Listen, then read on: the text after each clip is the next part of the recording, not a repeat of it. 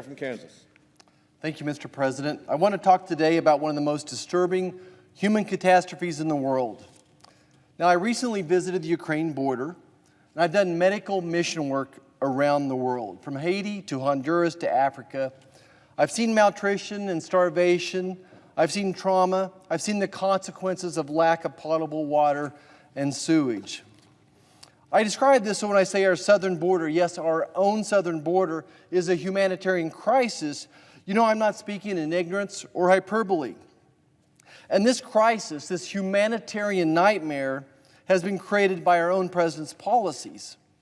You see, when he was elected, he sent a loud invitation to the whole world. And more recently, when he said he was ending Title 42, it was like turning on a stronger magnet. It was like sending a flare, a signal. It was like a giant Times Square billboard telling all the world, come now, come to the United States. Amnesty is waiting for everyone. As for the cartels, the people traveling, they paid no mind to the court ruling. Instead, they kept coming. And as we speak, the largest caravan to date is on its way with more than 15,000 people, bigger than my hometown of Great Bend. This imitation, this magnet, has made an already treacherous, inhumane situation worse. Our president is indeed inviting people to their own peril, to their own harrowing, life-threatening journey. Let me share with you what I saw just 16 days ago on my fourth visit to the border. Upon our arrival and a short drive to the river, we found the Border Patrol and our National Guard hard at work with some 30 migrants in line waiting to be processed. They had turned themselves in, and within moments, within minutes, that line was over 100 people. And at the front of the line were two beautiful young sisters, ages 7 and 9. They were unaccompanied, no parents and no families. I can only imagine what it would have been like traveling over 1,000 miles from Central America to the Rio Grande River without your parents or without a family member. I can only imagine what might have happened to them on that trek. From the river, we traveled to a detention center where the migrants were held for 2 to 3 days. And I have to, again, compliment our Border Patrol. They're doing an incredible job in just a humanitarian crisis by providing showers, shelter, clothing, health care, and meals. But the challenge is 80% of our Border Patrol officers are having to function there, like running a restaurant, like running a hotel, functioning as social workers while our borders are left unguarded. And the getaways, we haven't talked about the getaways. Let me tell you the story of one young lady I met. Let's say she was probably about 17 years of age from Central America. She or her family paid the cartel some $3,000 to get from Central America through Mexico, across the river, and into the United States. Now, I don't know if she was raped or violated, but this certainly is a very common situation, all too common during this trek. We do know that some people in her group were asked to smuggle drugs across the borders as part of their thoroughfare. Now, after crossing this treacherous river, she was abandoned by her coyote.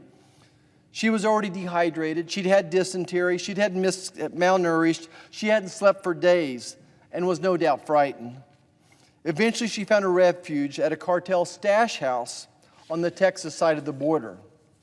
Yes, now the cartel has cartel members living in America along the river, and as I later found out, all across America. Next, the cartel arranged, of course for a price, for her to be smuggled via car from a border city to a checkpoint some 60 miles away. Now, these journeys, too, are treacherous, as migrants are often placed in the containers in the backs of trucks or the trunks of cars. And when they're chased by sheriffs, the drivers recklessly place their own human cargo in peril. But this person wasn't done yet. About 5 miles short of the checkpoint, the human smugglers let her out of the car.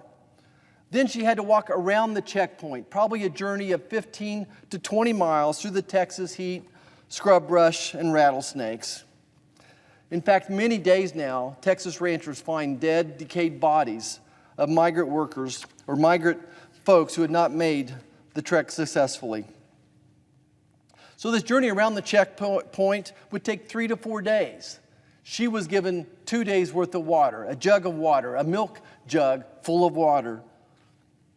A couple miles beyond the checkpoint, a new human smuggler hired and coordinated by the cartel to pick her up. And this is where I met our young lady. We watched as she and 4 others packed into a small car, and a 5th hopped in the trunk. After a short, high-speed chase, the car finally pulled over, and the riders fled on foot. Now, most were apprehended very shortly, including the young lady in this photo. This is when I met the woman in the story for the first time.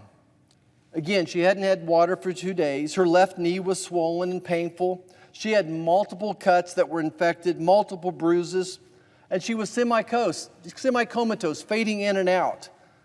She had certainly heat exhaustion with bordering on a heat stroke. Now, we were fortunate. With some minor first aid, giving her hydration, cooling her down, she's going to make it, and she's going to be fine. But for many making this treacherous journey across the southern border, this story ends much more differently and much more tragically. I'm begging our president to turn off the magnet, to turn off the billboards that advertise for these people to risk their lives, to stop inviting them to their peril and perhaps their death. Thank you, Mr. President. I yield back.